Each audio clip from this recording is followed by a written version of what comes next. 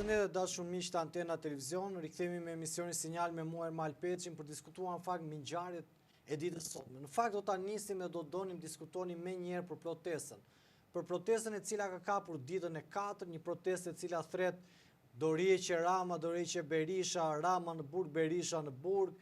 Ditën e dieshme kemi parë një masivizim të kësaj proteste në rrugët e Tiranës, duket që djemë të rinj, vajza të reja, protestues, njerëz cilët edhe kanë qenë pa parti, kanë dalë në shesh për kërkuar drejtat e tyre. Dhe duket sikur Tirana po duket më bukur. Po duket më bukur me këto ngjyra të cilat jo vetëm e zbukurojnë qytetin, por japin dhe leksione demokracie. Në fakt, kjo do të jetë tema kryesore. Përpara se nisim me temën kryesore, do doja diskutonim pak mbi ngjarjen e Pogradecit, një ngjarje e rëndë ku një prej efektive shqiponja ka ndruar jetë si pasojë një sulmi me armë zjarri ndodhur nga një ish i dënuar, i cili në fakt ngresh shumë pikë pyetje pse është liruar në fakt dhe pse ka dalë, por këtë do të diskutojmë edhe në ditën vazhdim, por edhe në momentin ton, edhe mbi atë ngjarje dhe me atë se çfarë po ndodh realisht, por gjithashtu do të diskutojmë mbi një sër ngjarje sepse ditën e sotme Iglitare, ish sulmuesi i njohur i kombëtares Kuqezi, ka qenë mbi 5 orë në zyrat e SPAK-ut dhe duket se SPAK-i ka ngret akuzën për pastrim parash. Dhe duket sikur Belinda Ballugut i është gjendur dhe një vil tjetër. Do të flasim konkretisht për gjithë këto çështje, do të flasim për problemet e pronave, do të flasim çfarë po ndodh realisht në Zvërnec. Dhe për diskutuar për këto çështje, në fakt kam kënaqësinë të kem në studio ish prokurorin Ervin Karandxha, prokuror. Ka ngelur ajo, po ti je avokat tani, po tani si thon ata një në jetë kur ke qenë mbetet titulli. Ngelet titulli dhe tani dhe unë vetë të drejtojmë si prokuror, kur ti je avokat, unë duhet ta hesi terminologji se ti je jurist. Ne i kemi po karrierën ti aty. Po 25 vjet. Tani 25 vite nuk kam faj unë, mos ma kështu se tani unë ç'të bëj. Okej, titulli. Unë edhe rrugëve kështu të thras, se unë tani unë si të tras rrugëve bëj edhe këtu. S'mund ta harrojmë. Domethënë ajo është fakt që është titull, domethënë nuk mund të hiqet titulli. Avokat, do doja ta nisim më njëherë mbi ngjarjen e Pogradecit, një ngjarje e rëndë, një ish efektiv i shqiponjave humbi jetën, një tjetër u plagos. Çfarë ndodh? Pse nuk merr masash ere disajt që shuhen jetë bi nënash, nga pakujdesia mund të them, nga mënyra se si operohet, mbaj mend një rast ka qenë në Dibër, kur vajti pa jelek dhe pa armë, ai që do duhet të arrestojë kundër përgjigj me armë. Çfarë po ndodh realisht? Këtu del mos respektim i rregullave për arrestimin dhe kapjen e personave kërkim. Kur një person është në kërkim, bëhet vlerësimi i riskut. Shikohet që ky person si mund të reagojë, për çfarë veprësh akuzuar, informacionet. Na bën përshtypje në rastin konkret, sepse Renea kishte shkuar 4 herë dhe nuk e kishte kapur këtë person, nga dhënat që kemi parë në media gjithmonë. Dhe kishte arritur të shpëtonte Renea, se kishte informacion që ishte në një pjesë të shkëputur të fshatit, rrinte bashkë me nënën e tij dhe nëna merri me bakti. Kemi mos vlerësim të dur të situatës, sepse kur kemi persona të armatosur, duhet një plan masash dhe duhen kompetentët. Dhe kompetentët në rasti konkret, siç ka ndodhur në raste të tjera, që nuk janë thirrur, është Renea. Renea di plan e masave, di reagimin se si duhet reagohet ndaj personave të armatosur, në mënyrë që të ruash dhe jetën e personit të armatosur, pavarësisht se ai është i armatosur, ata kanë njohuritë e posaçme që dhe kur qëgon ai me armë të jenë të ruajtur ndaj armëve dhe të ruajnë jetën e atij, se ata mund ta azjesojnë me snajper. Pra, kanë mundësi që dhe ai të mos ishte plagos vet autori, por dhe vet punonjësi i policisë mos vinte pasoja e rëndë. Fakti që arma e zjarrit, AK-47, ose domethënë është Kalashnikov, ka emrin për shkak të shpikësit të kësaj arme, Aleksandr Kalashnikov, viti 1947, është një armë luftarake me rrezikshmëri të lartë dhe predha e kësaj arme ka një aftësi tejshpuese. Ka arritur të shpojë tepërtej jelekun antiplum, i cili për hir të vërtetës është për armë të kalibrit të vogël. Ka dhe jelek të cilët dhe makinat blinduar, të cilët mund të rezistojnë dhe Kalashnikovit, por ato kanë tjetër standard, jelekët dhe makinat kanë tjetër çmim, pra nuk janë Pra jelekët nuk i shpëtojnë nuk i shpëtojnë këto lloj jelekë, sepse ka jelek tjerë. Ne kemi parë edhe në internet mund ta shikosh. Në internet mund shikosh ke makinat blinduar të cilët i rezistojnë Kalashnikovit.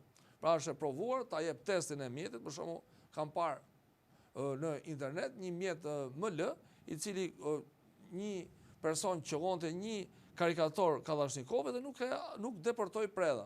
Por nga ana tjetër ke edhe blindet leta, do të gjysmë blind që janë. Kurse prandaj nuk kemi vlerësim të duar të riskut, sepse ata duhet ta parashikojnë që mund të ketë armë zjarri, sepse dihet në duart e popullit shqiptar, aq më tepër në zonat që ka pas zonat e ushtrisë, ka armë Kalashnikov, se kjo ka qenë arma e këmbësërisë kryesorja e ushtrisë shqiptare që është përdorur gjërësisht, ka qenë karabina Simonova dhe Kalashnikov.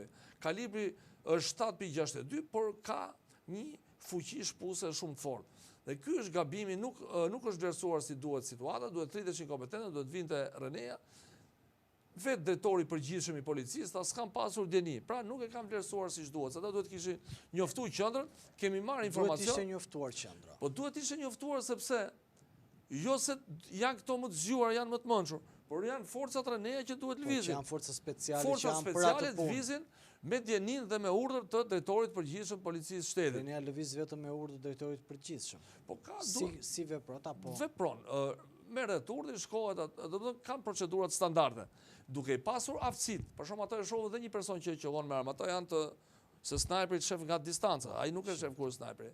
Dhe shef ato bën neutralizimin e zonës, janë pozicione që skapen nga plumi dhe shikojnë. Ata kanë mundësi ta neutralizojnë, por nuk e neutralizojnë në mënyrë të që ta kapin gjallë. Ky është qëllimi. S'është qëllimi. Marrja e jetës është pika e fundit. Pra është e fundit që ndodh.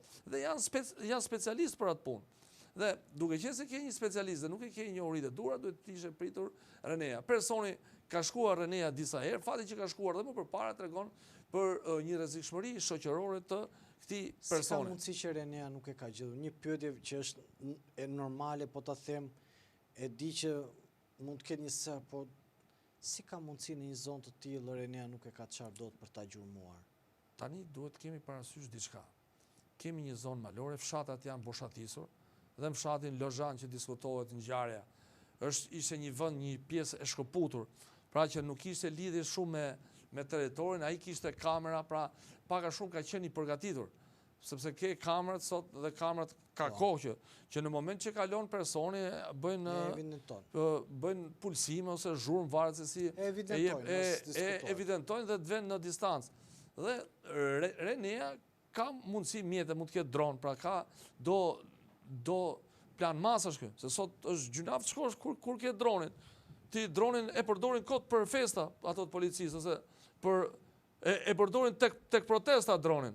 Po pra droni s'duhet përdor tek protesta dronin, që dalin tritë e protestojnë. Po droni duhet shkoj aty ku është për të qenë. As një akt dhune s'kan bërë trinj. Trinj në protest protestojnë, dhe dronët mos rrinë aty, po të shkojnë për të gjetë kriminalët. Te e ke thënë shumë mirë. Pra dronët duhet shkojnë te kriminalët. Ervin, të kthehemi tek protesta. Unë e preka vetëm edhe për shkak të ish profesionit tuaj, ju keni bashkëpunuar shumë me policinë në kuptimin e marrëdhënieve të punës. Po. Dhe dua të kthehemi tashmë tek protesta e cila ka 4 ditë që po e ndes Tiranën. Po ndes Tiranën, po ka trembur edhe Edi Ramën. Protesta është një protestë e lishme. Ka gjetur një shkak dhe shkaku është i lishëm. Po e marrim thjesht. E marrim shumë thjesht, Ermal. Në shkuptim. Shkon personin plazh Zvërnecit, i ditë bukur, i del përpara një garë se do me pa detin ai. Se deti nuk po ndërtohet në det, atë unë s'kam pa ndërtohet në det. Dhe i thonë stop, s'ke për të kalu. Po si më të mos kalu, të shkojnë plazh atë. Plazh është i gjithëve. Edhe në Turqi, në çdo vend botës që shkon, plazh është publik, mund bëhet investim, jam dakord bëhet investim. Po si mund të ndërpresësh detin? Dhe qytetarët i del para një zorr pompe betoni. Ç'është kjo? Dhe më e forta është që këtu kemi një zonë të mbrojtur dhe ndërhyrja duhet të jetë me specialist mjedisi. Ku janë specialistët e mjedisit? ai pompisti, ai kamionisti, ose ai i betonjerës, është ekspert mjedisi? Ku është eksperti i mjedisit që po na thuhet ditë për ditë që shiko, do bëhet një ndërhyrje. Pra aty s'ka asnjë ndërhyrje. Pra, me llafe jemi ndryshe, praktikisht është ndryshe. Kemi një pompë betoni që edh beton dhe një person, jo që është ai është i trajnu ku me hudh betonin, jo ku me pa mjedisin. Dhe nuk është faji këtij punëtorit, pas duhet jemi të saktë. Nuk është faji punëtorit që shkon aty. Ai ka marrë një urdhë, do bëjmë rrugë për në plazhe drejt tonë. Këto janë mashtrime. Pa leje, pra të ndërhysh në një pasuri kombëtare. Pa transparencë, neve nuk e dim si do ndërhyhet. Nuk e dim çfarë studimi është bërë në mjedis. Do thosh apo çfarë duhet pelikani, ne të bëjmë ashtu, po jo, pelikani dhe të gjithë flora dhe fauna e zonës është pasuri kombëtare. Dhe duhet gjithë kombi shqiptar të vendosë çfarë do bëhet me këtë pasuri. S'mund t'ja lëm 3 individë nëse kanë qef ato, do bëhet i gjë e bukur se them unë, kush je ti më?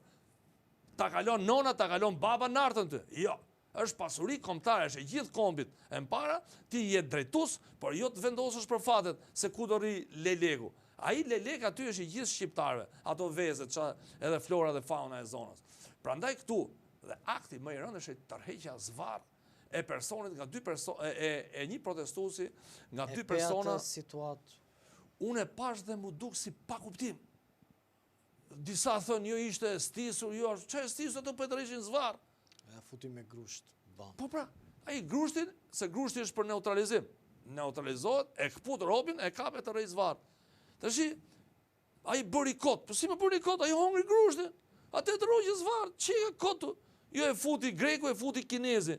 Grushtin, kush e gjujti grushtin? Pra ne, gjë e parë që duhet bëjmë, duhet jemi transparent me investimet publike. U diskutu sot që narta pas ka shumë plena, po të pastrojnë plenat, pse lehet në degradim? Se këshu nodhi dhe me incineratorët. Ju vu zjarri plenave dhe tha jemi në energjencë plerash, u vodhën incineratorët. Ku është incineratori Tiranës? Ku është i Elbasanit që është i mbyllur? Pash isha në një fatkeqësi atje në Tiranë para 2 ditësh, mos e. Ku është më?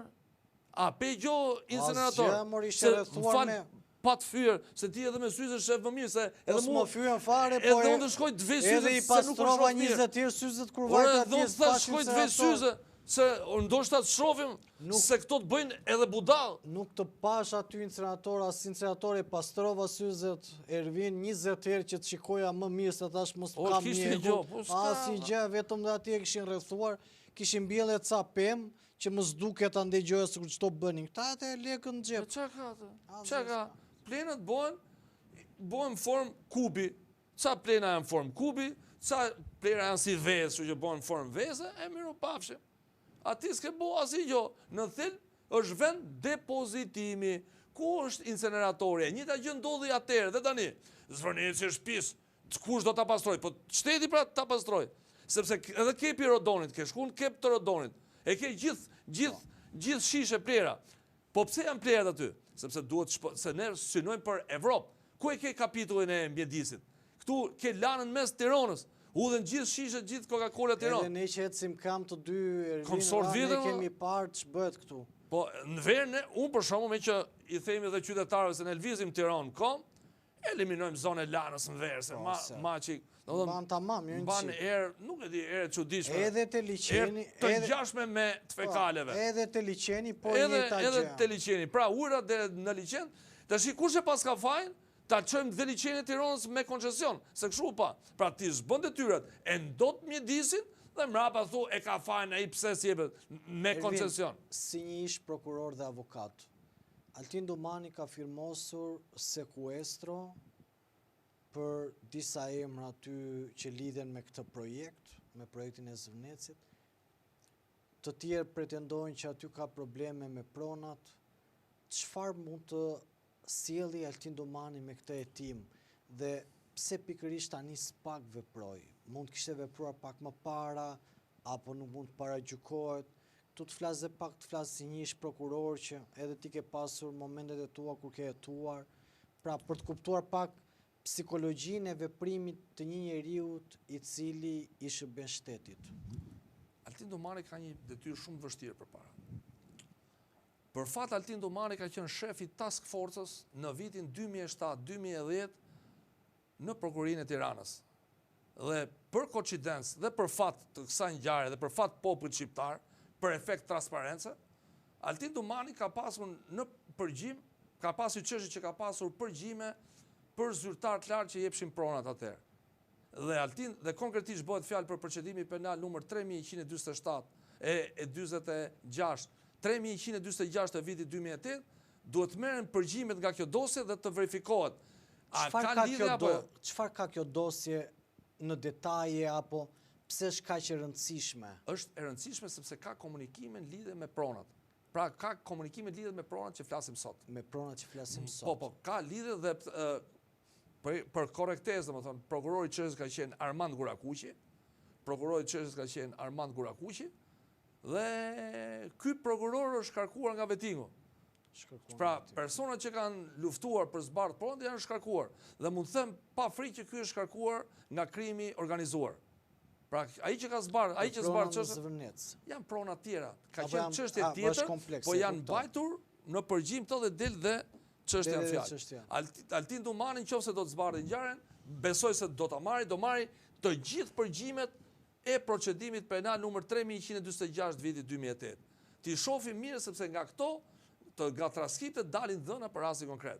Rasti konkret çfarë duhet bëhet? Duhet verifikohet pronësia. Reforma drejtësi ka dështuar pse? Do i siguronim investitorët e huaj. Kanë ardhur 200 milionë euro. Të kujt janë? Kush është pronari i tokës? Kush do i marrë? Pra çfarë shteti jeti? Kupton se çfarë shteti jeti? Të bllokohet thot derisa ta gjejmë kush është. Po pse më tash e gjetët i që erdhën 200 milionë euro në Shqipëri? Pra prona duhet verifikohet, është shumë e lehtë. Komplet Bregdeti të gjenë në format sepse ka me prokurori të verifikohen, të shifen, sot janë mjetet e ekspertizës kriminalistike janë shumë të larta.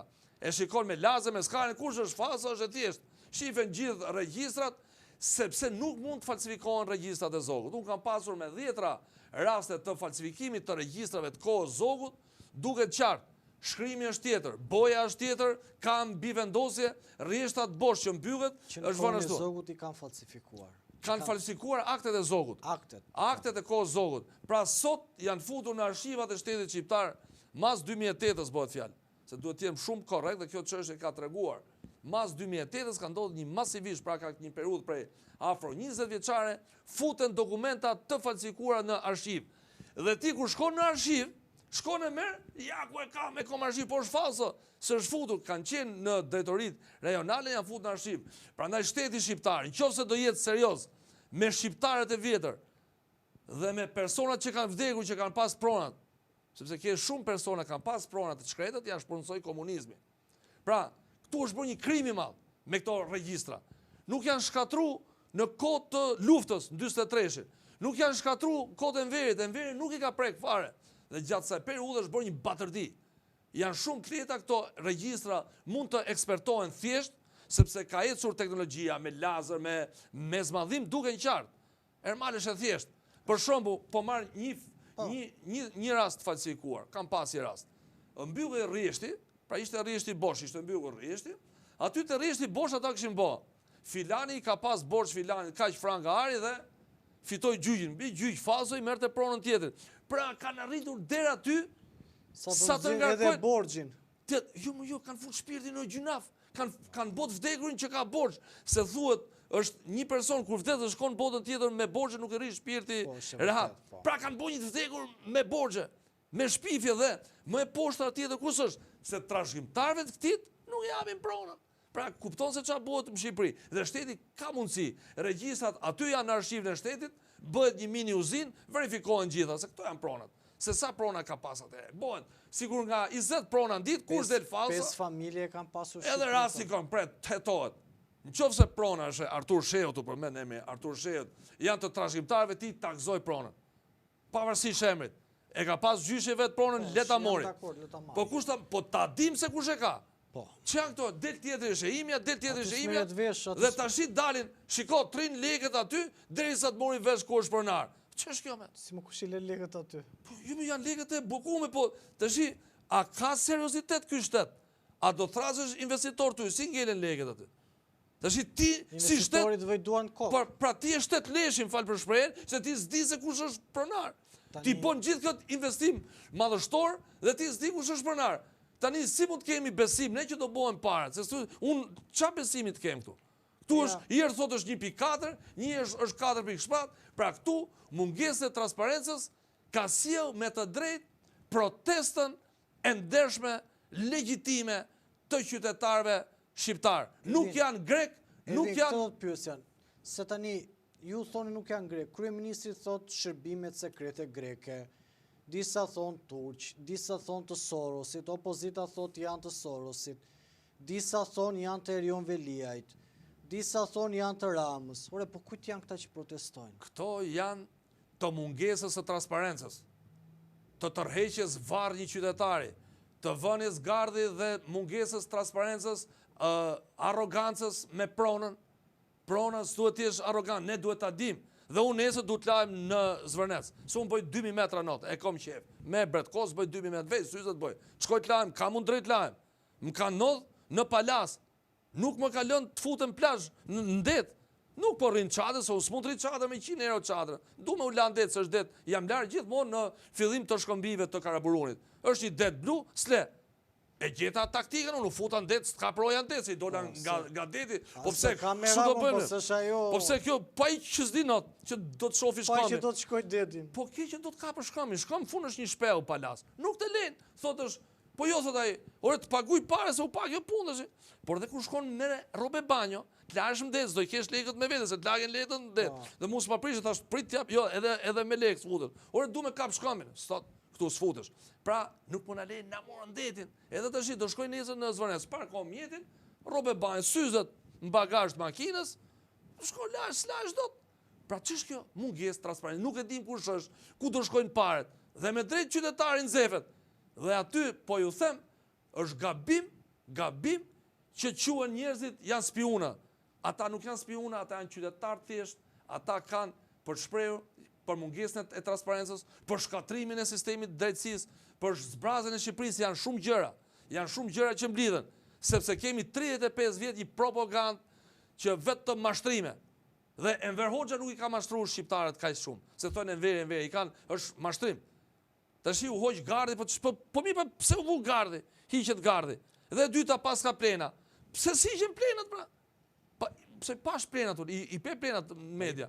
Ishin disa kotuk droni, po meret kotuk, ose mlidhen plenat, boni top, ato e pas kanë do të mjedisin. Pra të heqim dorën nga propaganda, të jemi transparent, dhe pasurit e shqiptarve mos shivin si me pasurit. Me pasurin tate bëjt qardush.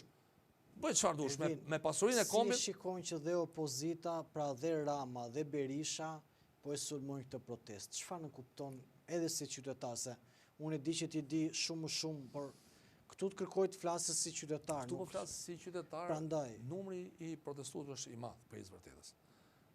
Dhe është brez i ri. Pra është një brez i ri i cili po vërtet po shoh kapin mas disa tabelave, jo ishte kjo tabel kundër këtij, kundër s'ka lidhje. Çdo kush, pra protesta është i lirë, çdo kush të krijojë një tabel. Duke qenë se ka mungesë transparence, një pjesë kanë menduar që janë izraelit. Pra kjo është mungesë transparente, ti duhet t'i thush shqiptarëve. Një pjesë dhe këto mungesa dhe ky lloj bunkerizimi ka sjellë në teori konspirative nga më të ndryshme. Një gjë tjetër që e pashme se janë shumë koincidenca. Mi shikoj që dhe qytetari, unë e shoh si qytetar, jo si jurist. E para, gardi. E dyta, heqja e aksesit në det. E treta, tërheqja zvarr e qytetarit. E katra, problemet me pronat. E pesta, dhe më kryesorja, ndryshimi i ligjit për zonat e mbrojtura. Po ta veshre me vëmendje, Ermal ka një kleçk. Kur është bë ligji kryesori, ligji është bërë me proposim të Këshillit Ministrave. Pra Këshilli Ministrave ka ministrin e mjedisit, ministrin e bujqësisë, që këto janë zonat mbrojtura, janë të studiuara. Kurse ndërhyrja në zonat e mbrojtura është bërë me hile nga një grup deputetësh. Pra një grup deputetësh që kanë drejt iniciative legislative, por është një lloj ligji që kërkon një uri të posaçme, s'duhet kishte kalu. Si mori një grup deputetësh që s'morin vesh nga mjedisi kanë shkuar aty, kanë ndryshuar ligjin. Pra, është gjithë ajo Ministri i Mjedisi, ti një grup deputetësh shmang Ministrinë e Mjedisit, që këtu ka mish dhije, është me hile. Ministria e Mjedisit, jam dakord të zhvillohet zonat e mbrojtjeve të bëhen ndërhyrje kirurgjikale të sakta. Pra duhet i diçka që do vi njërin pyu, tripot, mund të vjetë me ndërtime druri ose të përshtatshme të tjerë, pa e dëmtu Mjedisit. Duhet ta shfrytëzojmë, kemi nevojë, jemi vendi varfër por ti ma ndryshon ligjin mu me hile, 3 deputet, 4, kush janë këta? Neve duhet ta dim. Ore çfarë një jurist posaçme ke pas ti për zonat e mbrojtura? Të garantoj, unë jam jurist, jam marrë medicinë, zonat e mbrojtura kërkojnë jurist ose inxhinier mjedisi specifik për atë. Të si janë edhe rasti konkret, bëhet fjalë për dunat e rërës, bëhet fjalë se si vinë krijimin e kushteve materiale për ardhen e pelikanëve, për ardhen e sorrave, e patave, gjithë, sepse është një ekosistem. Prandaj këtu është një shkelje e hapur, duket qartë që kjo është bërë, është e çuditshme. Edhe çuditërisht tash. Këta kanë blet tokë aty që nuk ndërtohet dhe mrapa ndryshon ligji dhe pra tash ç'është kjo pra tash? Që janë këto? Transparencë për popullin, kush janë këta deputet? Dhe Spaku duhet i pyesi këta deputet që kanë ndryshuar ligjin për zonat e mbrojtura. Kush tha? Kush janë mrapa këta? Kush e ka bërë këtë lobim? Është i ligjshëm apo i paligjshëm? Kanë marrë ne i pare, të verifikoj pasuritë. A ka dalë? Duhet i pyesi këta deputet. Ka dalë duhet i thasë dhe t'i shohin Teams. Kanë dalë me personat e zonave të mbrojtura kush janë grupet e interesit? Se ç'janë to? Jam dakord të bëhet ndryshimi, po sipas ligjit. Janë ligje që nuk mund ndryshohen nga deputet, pavarësisht se e kanë legjislativën për të bërë, e kanë mund të bëjnë me iniciativë ndryshojnë ligje, se e ka drejt, por është ligj i posaçëm. Ti s'merr vesh, si të bëhen të ndryshoni kodin penal, hiqeni vrasje, po ti s'mund të heqësh vrasje. Ti do të thrash Ministrinë e Drejtësisë, do pyetet prokuroria, do pyeten gjithë, ose kodi penal. Është bo pa pyet prokurorinë edhe gjykatën. Nuk pyetet prokurori i përgjithshëm, s'pyeten Spaku, s'pyetet gjykata, ato i bëjnë vetë. Prandaj kemi një mos funksionim total të shtetit që lidhet me edhe gjykatat, gjyqet zgjasin me vite, pra janë shumë gjëra, shumë hallka që kanë çu qytetarët e drejtë. Dhe janë pjesa më e madhe, janë intelektual, nuk janë nga ata që thonë, nuk shofun në një diçka që jo greku, jo ktheni tokë. Ska, ajo është protestë e drejtë. Shteti nuk po funksionon, shteti po cënon, po shkel drejtat kombëtare. Pra kjo është shkelje kombëtare. Sot kishin protestuar në Kosovë, e pe që kishin protestuar në Kosovë. Prandaj ne shteti jon duhet i marri para se t'i fy dhe gjithë përfaqësuesit e medjave, para se të ngrenë është grek, është serb, atë është turk e tjerë, duhet shofi, ore, kanë ndodhur këto pretendime? Ore, kanë ndodhur këto apo jo? Se mjaft mo t'ja edhim armikut jashtëm. Armiku jashtëm Armiku jashtëm e ka fjalën se të roqe zvarti ata. Armiku jashtëm e ka se veti gardin aty dhe hudh plenat aty dhe shkatro vendin tat. Shko, jedh plenat ashtu në Greqi jo. Pra ne po shkatrojmë vendin ton, po e shesim për i çap buk. Dhe çfarë serioziteti ka? Ku është drejtësia re? 200 milion euro s'dihet se të kujt janë aty. Po të kujt janë? Pronari tokës, ti thu s'është tokë e këtit. Atëre kush është? Unë i vlerësoj investitorët nga Katari dhe bravo i qoftë që po investojnë në Shqipëri. Mund të jetë qëllimet e tyre, po e quaj pozitive. Janë një shumë lekësh dhe i bi që këto lekë që po vinë, janë lekët e këtyne, 200 hikën të parat, apo ja. Hikën dhe ati dhe qa fitoj populli shqiptar. Bankrësin e hongërëm ne, ta hajmë dhe këtu dhe i bi t'ikim nga Shqipëria. Pakete maleve është në krahun tjetër, dhe ne ku trim mal të fush, lumë s'lajmi dot, që është indotur, vjosën patën isha ka s'kan në imenit keqe, dhe kështu ndodhin gjërat. Dhe i ftohtë tani lumi. Po i ftohtë edhe është i rrëmbyeshëm pak edhe me ne që merremi me këtë sport, kështu që kemi pak qef, e dim që në lum duhet të kesh shumë kujdes. Prandaj protesta e popullit shqiptar, pra është një atyre që për shkak është një shumicë dërmuese, duhet të merret në konsiderat. Shqetësimet e tyre duhet të shikohen, sepse nuk është thjesht zvërnese, po janë shumë zvërnec tjerë. Pra mu s'më kalon plazh në palas, s'më plazh apo, shkova s'lem plazh. Po tjetër s'len, pse s'mlen det? Unë s'po të vi, jam dakord unë. Qofse të vi unë te vila jote sipër, ti më ka, por çdo këtu. Se mund t'jesh me dashnorën ose se ato bravo i qoftë, keni bo lek rri, bëj çfarë dush. U s'po vit maj pishtarin, po mdet apo. S'blen det. Po dhe ndet kallse mos e shikon. Ja ndet i hika aty, ndole i tharoja stop tha. Njëti dali të fut ndetën, tak hitur zhyt pak me 9 zhyt hika, se nuk u futet dot me gjithë patallona. Edhe një pyetje të fundit, Ervin, duke qenë se bëhemi dhe gati për t'ikur për nga protesta, sa mbyllim edhe emisionin, ke pritshmëri nga Altin Dumani që do e zgjidhë këtë çështje? Altin Dumani ka procedimi penal numër 3146, të marrë përgjimet të verifikoj. Të verifikohet e gjithë zona. Këto para është pronë shteti apo jo? Nëse është e përjap vatit, ka qenë, unë jam për ato që pronat duhet shkojnë te pronari. E ka blerë në vitin. Ky procedim ndjes, vetëm do të them vetëm kaq pa. I jep tërmet ky procedim gjithë problemeve që ka ajo zonë? Për mendimin tim e seron në mënyrë tërësore. Sot policia shkencore ka mjetet e dura të verifikojë gjithë dokumentat, të mos i lejë në dorë ca topografëve sylesh, të cilët e kanë spostu tokën nga ma e kodër se kanë sjellë buzdetit, pronë e shtetin, nëse është shtetit ta morë shtetit, nëse është tursheu s'kemi asgjë gjë. Ka pas gjyshin që ka pas prona, bravo i qof, le ta gëzohet, se nëse e kanë vend tjetër, varet se çfarë s'kemi gjuhë këtë ditë. Prona shkojnë te pronari. Dhe ne po e psojmë Shqipëria, po e pson për këtyre gjëra vetëm se s'ka shku pronat te pronari. Na pëlqen s'na pëlqen shkoj. Stërgjyshi Tursheut ose stërgjyshi tjerëve ka punu, e ka blet tokën me gjela, le ta gëzoj. Se ne bëhemi bolshevik kështu. Mos e bër. Por ta ketë me letra siç i takon. Të shkoj pronat te pronari. Dhe madje mendimi im kush është? Dhe është praktika unifikuese e gjykatës lartë. Kur ka vendim gjykatës lartë, kur ka vendim kthimit pronave, që kthem pronën te pronari dhe ka ATMP, pra me ligjin 7051 ka kolizion ose përplasje ligjin, prioritet ka ligji për kthimin e pronave. Se ti po shkon te tokë tjetër, fillimisht në 91-shin janë pas pronësi, 96-ën e ka pas në përdorim, në 96-ën kaloi, në 95-ën pronësi. Pra ne prioritet kemi pronarin, ta marrim pronarin, dyti është ky me kalim. Ka një hierarki. Dhe ligjet duhet të jenë lehta, duhet i kontrollojë shteti, edhe në rrjedh edhe kudo qoftë. Kush e ka tokën? Investitori t'je parë, kush e ka t'ja parë në dorë, se i s'mund t'ja blet tokën 3 vetave. Se Shqipëria është 28.000 km2. S'kemi ne dalim edhe. Këto jep tokë, dhe çdon sigur jemi në 600.000 kilometra. Pra se jep tokë edhe me letrat që kanë bërë këto falsifikatorë. Prandaj kjo është mungesë e seriozitetit të shtetit dhe dërshtimi i reformës drejtësi. Se tha reforma në drejtësi do na siguroj investitorët e huaj. Kanë ardhur 200 milionerë, kujt janë? Le ta zgjidhin këto shkencëtarët. Ervin, unë të falenderoj shumë për kohën tuaj. Faleminderit për ftesën.